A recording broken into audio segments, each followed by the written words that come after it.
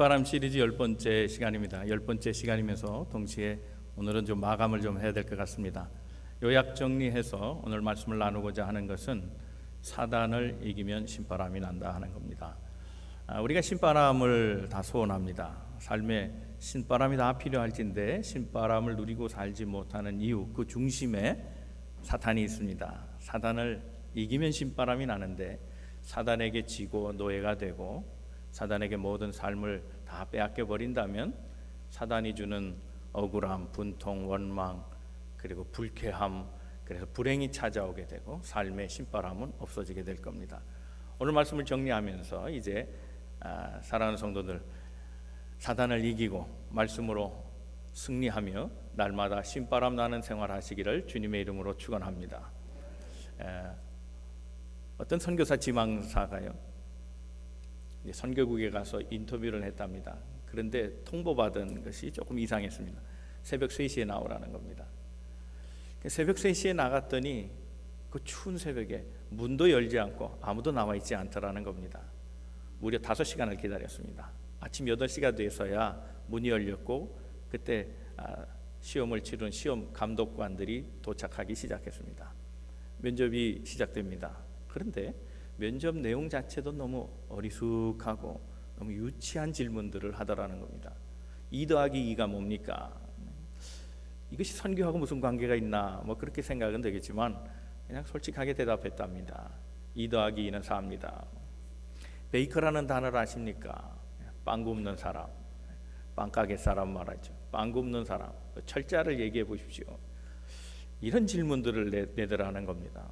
다 대답을 했습니다. 그랬는데 결과가 중요합니다. 그 시험 감독관이 됐습니다. 당신은 합격입니다. 얘기하더랍니다. 다음 날 선교위원회가 모였는데 그 자리에서 그날 면접 본 사람에 대해서 이렇게 추천을 하며 이 사람은 꼭 합격시켜야 된다 하고 주장을 합니다. 이유는 첫째, 새벽 3시에 나왔다는 겁니다. 약속 시간을 지켰다. 이해가 안 되는 시간이지만 나오라 할 때 나왔다는 겁니다. 두 번째, 극기의 훈련을 할 수 있는 사람이다. 그 추운데 혼자 계속 버티고 있었다. 이런 사람이면 선교지 어디에다 놔도 환경을 이기고 살아갈 사람 같다. 세 번째, 어리숙한 질문, 유치한 질문에 대답을 잘하더라. 겸손의 훈련이 돼 있는 사람이다. 이의를 달지 않았다. 무시당한 것처럼 생각하고 그렇게 발끈하지 않았다는 겁니다. 이런 사람은 적응을 잘할 수 있다. 그렇게 대답하더라는 겁니다. 우리 인생의 시험이 그렇습니다.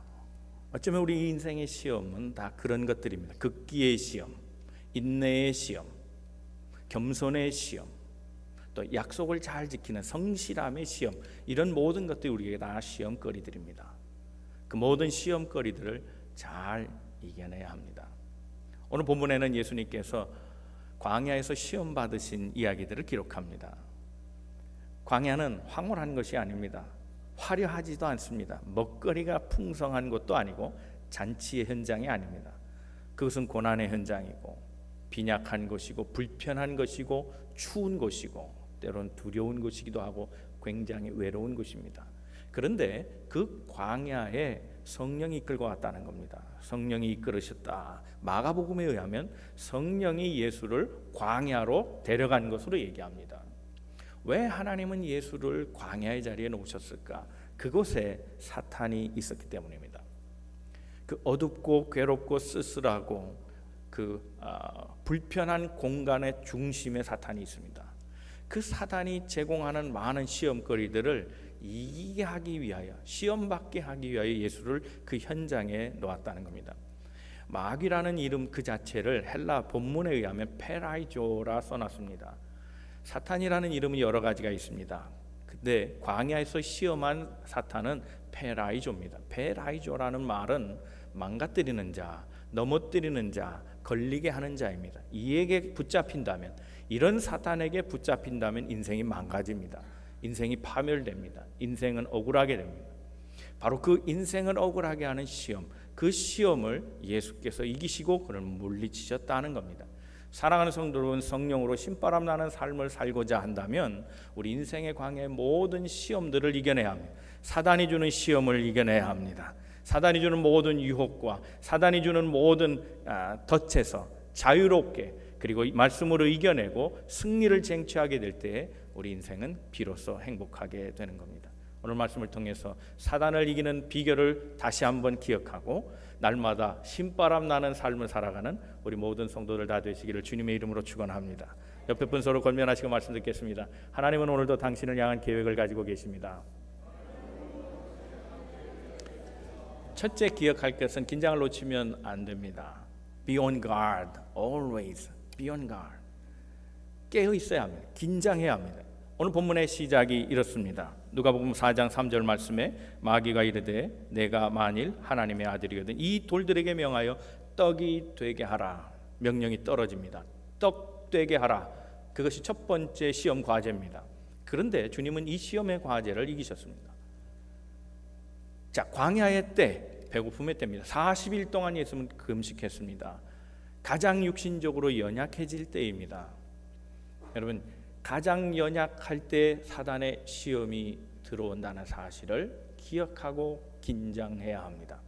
누구나 다 약해질 때가 있습니다. 물질로 인해 약해질 때가 있습니다. 건강의 문제로 약해질 때가 있습니다. 관계 문제에서 빠져나오지 못하는 사람들도 있습니다. 여러 인생의 시험이 있습니다. 그 인생의 시험, 가장 약한 순간에 사단은 틈탈 수 있다는 생각을 해야 합니다. 그것이 첫 번째로 사단을 이길 수 있는 시작이 되는 겁니다. 예수님은 이걸 아셨습니다. 가장 인생이 배고프고 약해지고 허기져서 먹을 것을 찾게 될 때 사단은 이것을 이용하여 틀림없이 시험할 것을 알고 계셨습니다. 성경의 가르침대로 산다면 우리가 이 사단을 능히 이겨야 합니다. 왜요? 우리는 항상 하나님의 말씀대로 기뻐해야 하고 감사해야 하고 기도해야 되는 존재이기 때문에 그렇습니다. 성경이 우리에게 이런 말씀을 주신 이유는 늘 긴장하고 경계를 늦추지 말고 사단의 시험은 언제든지 올 수 있으니 특별히 연약할 때 그때를 대비하여 하나님의 말씀 부탁한 대로 살라고 얘기하시는 겁니다.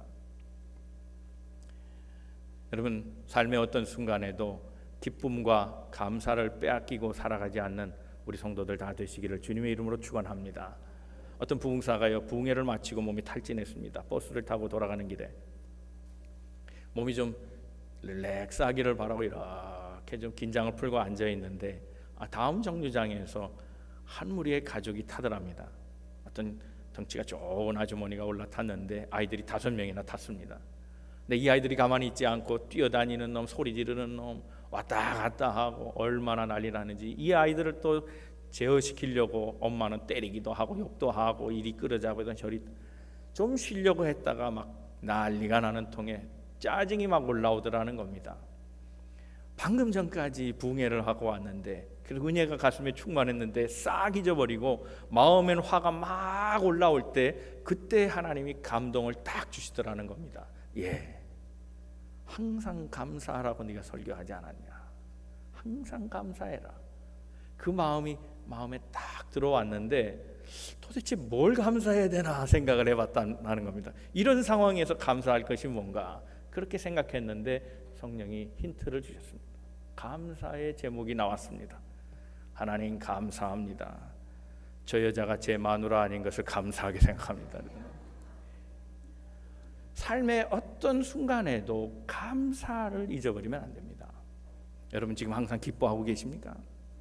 만약에 기뻐하지 않는다면 기뻐하지 못하게 하는 주체가 있습니다. 혹시 그 주체에 사로잡힌 것은 아닙니까?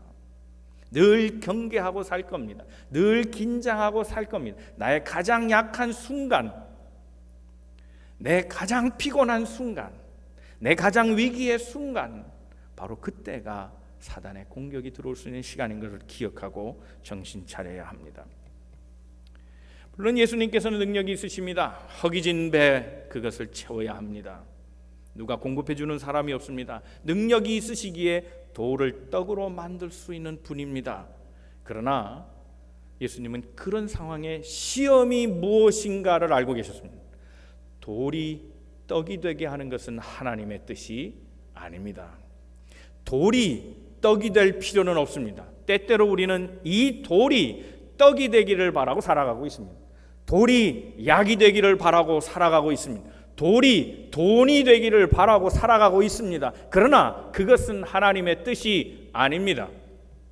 사람은 떡으로 사는 존재가 아니요, 약으로 사는 존재가 아니요, 돈으로 사는 존재가 아니요, 하나님의 말씀으로 살아갈 것이라고 얘기하고 있습니다. 하나님은 그 자신에게 보내신 그 사명이 무엇인지를 알았기에 예수님은 그것을 거부하셨습니다. 능력이 없어서가 아니라 하나님의 뜻이 아니기에 구하지 않은 겁니다. 4절 말씀입니다. 다 같이 한번 말씀을 읽어봅니다. 시작. 예수께서 대답하시되 기록된 바 사람이 떡으로만 살 것이 아니니라 그랬습니다. 현재 그리스도가 필요한 것은 떡이 아니라 하나님의 말씀으로 힘을 얻는 것입니다. 육신의 떡은 한 번 먹으면 한 끼밖에는 가지 않습니다. 그러나 그의 사역 내내 필요한 것은 육신의 떡이 아니라 하나님의 말씀이었던 것을 그가 알았습니다. 그래서 그는 그의 입에서 말씀이 나오기를 바랐습니다. 그래서 그는 말씀을 얘기합니다. 사람은 떡으로 사는 존재가 아니다라고 선포하십니다. 돌을 떡으로 만들라는 말씀, 이 말씀을 연상하는 모티브가 있습니다. 출애굽 광야입니다.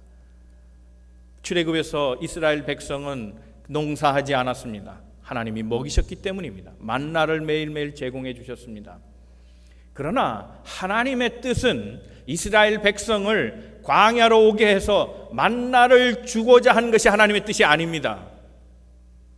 그건 목적이 아닙니다. 그리스도께서 돌을 떡으로 만든 것은 목적이 아닙니다. 여기에 우리 신앙생활의 초점을 달리해야 될 부분이 있습니다. 우리는 많은 경우 우리의 달란트를 가지고 살아갑니다. 그 달란트로 봉사하고 달란트로 섬깁니다. 음악적인 재능 또는 몸으로 하는 손재주, 또 지식으로 하는 모든 것들, 건강으로 돕는 모든 일들, 우리가 받은 달란트를 사용해서 우리는 하나님 앞에 일한다고 생각합니다. 그러나 여러분 주의할 것이 있습니다. 내가 할 수 있다고 다 할 수 있는 것이 아닙니다. 내 것이라 해도 그것은 내 것이 아니라는 사실을 알아야 합니다. 내 달란트로 일한다 할지라도 다시 점검할 필요가 있습니다. 잠시 멈추고 내 달란트를 가지고 하나님과 멀어졌다면 스톱할 일입니다. 내 재주, 내가 하나님으로부터 기프트 받은 많은 일들, 그것을 통해서 섬기고 있는 그런 마음을 갖고 있다 할지라도 내 뜻으로 한다면 중단해야 합니다. 하나님의 뜻을 이루는 도구여야 합니다. 주님은 이것을 아셨기에 능력이 있으셨지만 돌을 떡으로 만들어 먹지 아니하시고 하나님의 뜻을 구했습니다. 할 수 있는 능력이 있지만 그 능력을 사용하지 아니하고 하나님의 뜻을 먼저 물었습니다. 하나님의 뜻에 일치하지 않으면 내가 할 수 있는 일도 포기하는 것이 신앙인입니다. 우리는 때때로 이 내 주장을 못 굽힙니다. 하나님의 뜻과 내 뜻이 충돌할 때 내 뜻이 앞설 때가 있습니다. 교회의 뜻과 내 뜻이 충돌할 때 내 뜻대로 하고자 하는 욕망이 있습니다. 내 달란트를 통해 하나님과 멀어진다면, 모든 이의 뜻과 다르다고 한다면 그 은사는 중단해야 합니다. 하나님의 뜻을 이루는 데만 사용돼야 한다는 겁니다. 만약 내 것을 내 것이라 하고 내 달란트를 통해 하나님을 위해 일한다고 말한다면 그 자체가 곧 불순종입니다. 하나님의 뜻을 묻지 않고 사용하는 모든 것들은 하나님 앞에 다 반역의 행위가 될 수 있다는 사실을 명심해야 할 것입니다. 주님은 이 점에 우리에게 모범을 보여주셨습니다. 할 수 있는 일도 하나님의 뜻을 먼저 구했습니다. 사람은 떡으로 사는 것이 아니라 하나님의 말씀으로 산다. 내게 그런 능력이 없는 것이 아니라 그 능력을 사용해서 내가 기적을 베푸는 일로 나를 위해 살아간다면, 내 뜻대로 하고 하나님의 뜻이 아닌 내 마음대로 자율행동을 하고 살아간다면 나는 하나님의 사람이 아니다라고 말씀하고 있는 겁니다. 주님은 도리어 그렇게 말씀하셨습니다. 돌을 빵으로 만들지 아니하고 자신 스스로가 빵이 되어서 떡이 되어서 모든 이들에게 하나도 남김없이 다 주신 분입니다. 사랑하는 성도 여러분, 우리 가장 약할 때를 조심하십시오. 가장 슬프고 가장 괴롭고 가장 분노에 차 있을 때, 경제적으로도 가장 쪼들리고 어려울 때, 그때를 조심하십시오. 돌을 떡으로 만들려고 하지 말고 하나님의 뜻이 무엇인지 구하고 하나님의 말씀으로 이겨내는 우리 모든 성도들 다 되시기를 주님 이름으로 축원합니다. 두 번째 생각할 것은 하나님께만 순종하십시오. Focus on God. 하나님에게 집중하고 살아가는 겁니다. 유대인의 그 명언집이 있죠. 탈무드라는 게 있습니다. 그 탈무드에 보면 인생에게 세 가지를 주어보면 그 사람의 됨됨이를 알 수 있다 그랬습니다. 첫째는 키소, 두 번째는 코소, 세 번째는 카소라는 겁니다. 키소라고 하는 것은 무엇인가 하면 이 키소는 돈 지갑을 말합니다. 돈 지갑, 지갑에다가 돈을 넣어서 사람을 줘보면 그 사람을 알 수 있다는 겁니다. 어리석은 자와 슬기로운 자는 돈을 주어보면 판단이 된다는 겁니다. 두 번째 그 코소라고 하는 것은 술잔입니다. 술잔을 주어보면 그 술을 가지고 어떻게 살아가느냐, 술로 인해 많은 일들이 파생하는데 슬기로운 사람과 그렇지 않은 사람은 술로 판가름이 난다는 겁니다. 세 번째 카소라고 하는 건데, 세 번째 카소는 화입니다. 분노입니다. 앵거입니다. 이 화를 주어보면 안다는 겁니다. 그 화를 잘 다스리는 사람과 그렇지 못한 사람이 있다는 겁니다. 다스리는 사람은 흥할 것이고 못 다루면 망한다는 겁니다. 슬기로운 자와 어리석은 자가 판명이 되는 것, 이 세 가지라는 겁니다.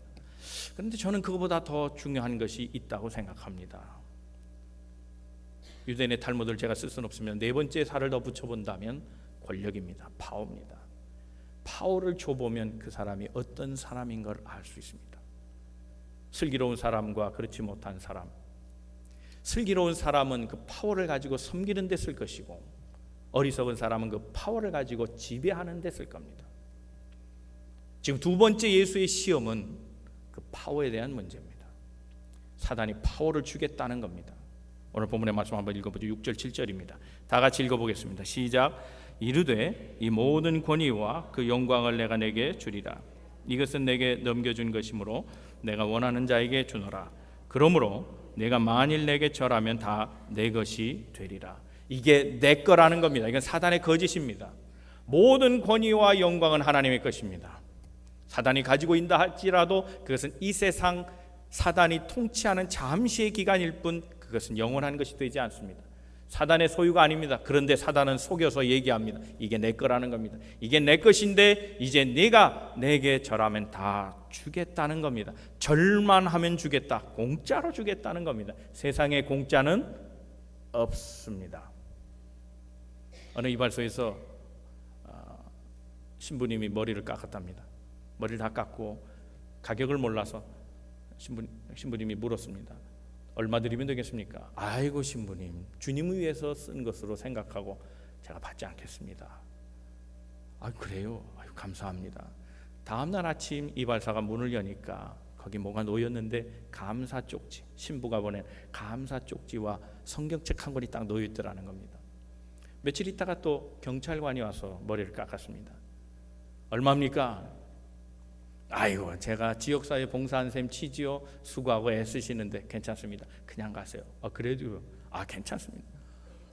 다음날 아침에 문을 싹 열어보니까 역시 또 감사 쪽지와 함께 뭐 빵 쪼가리 이런 게 몇 개 이렇게 샌드위치 이런 게 딱 놓여 있더라는 겁니다.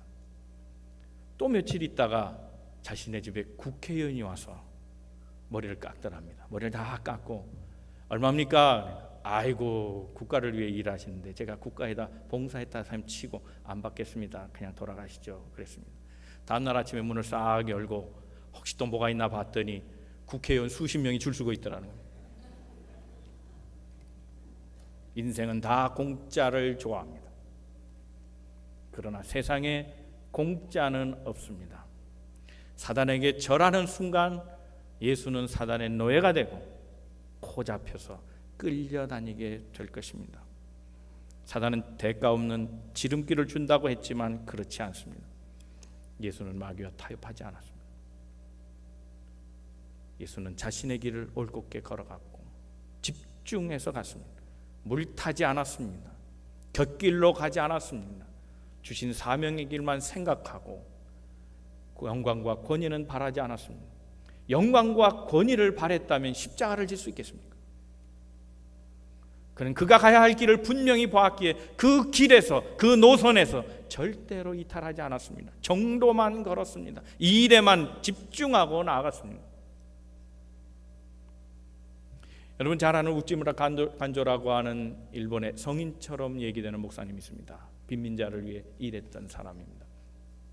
그는 평생 마지막 사역을 하고 마지막 임종에서 감사의 기도를 이렇게 드렸습니다.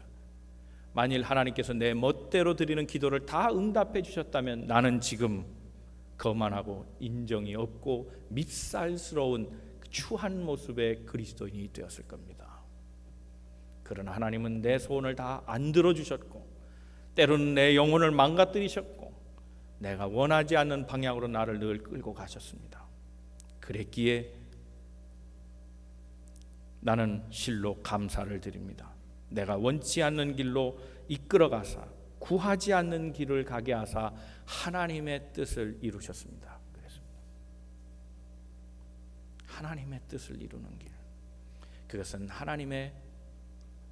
하나님에게 집중하고 그를 따르고 살아가는 일입니다. 누가복음 4장 8절 말씀입니다. 다 같이 한번 말씀 읽겠습니다. 시작. 예수께서 대답하여 이르시되 기록된 바 주 너의 하나님께 경배하고 다만 그를 섬기라 하였느니라. 하나님만 섬겨라. 내가 그렇다는 겁니다. 나는 사단을 섬길 수 없다는 겁니다. 너에게 절할 수 없다. 나는 하나님께만 섬기는 자다. 그렇게 자신을 고백하고 있는 겁니다. 나는 하나님을 섬기는 자다.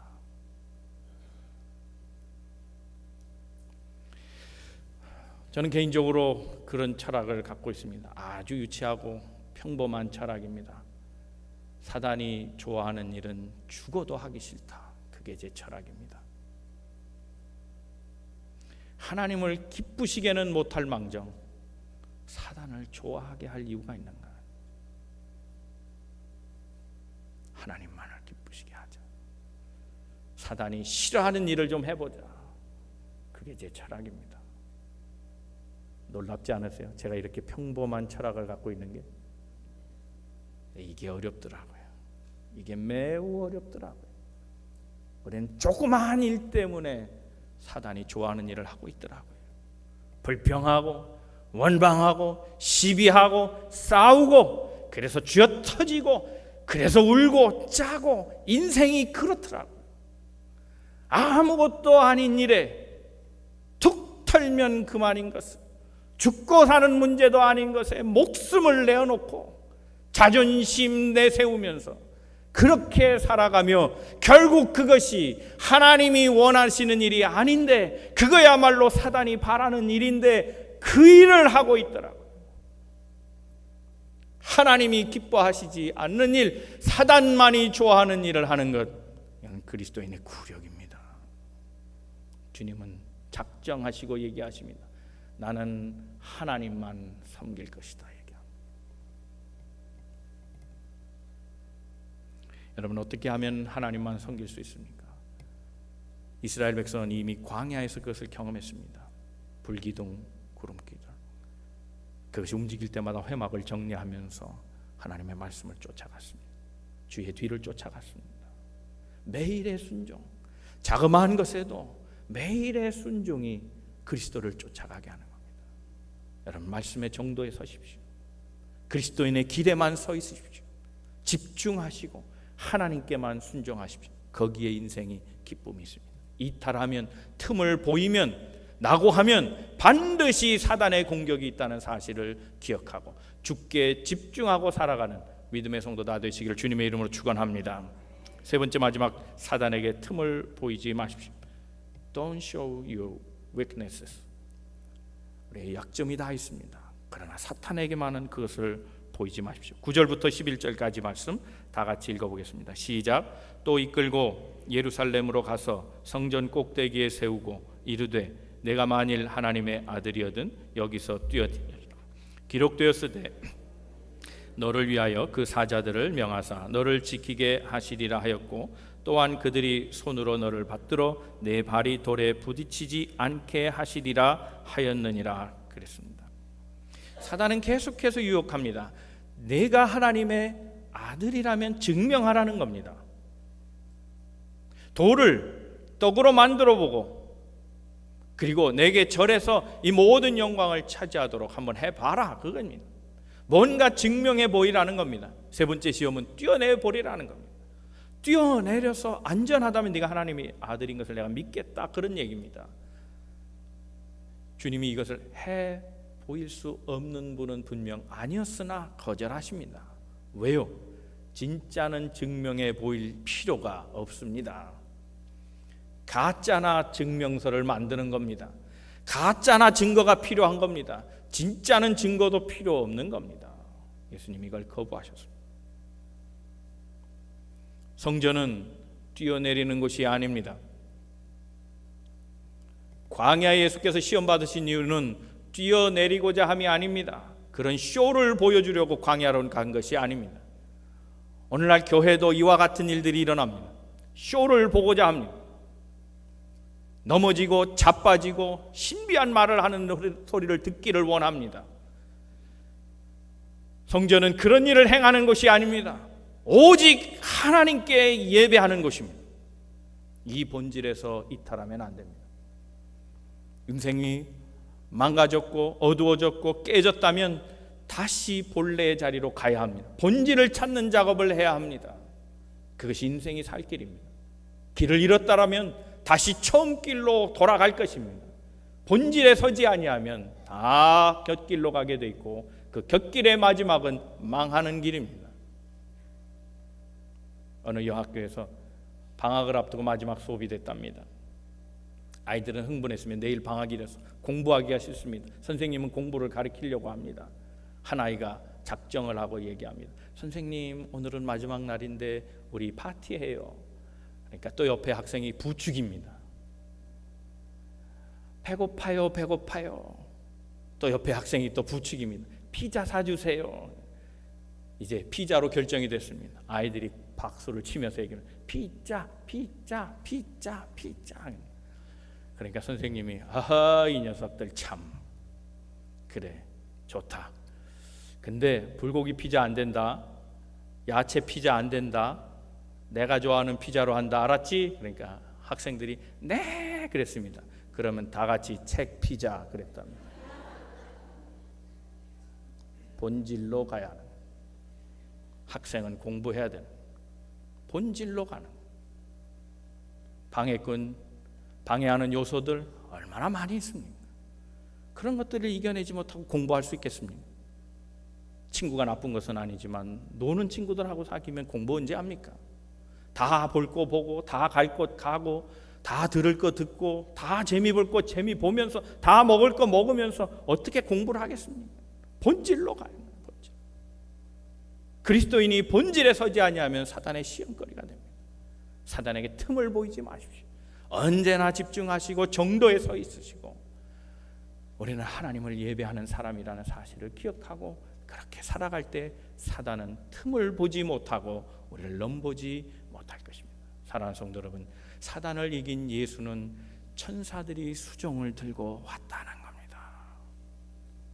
사단을 이겨내면 천사가 돕습니다.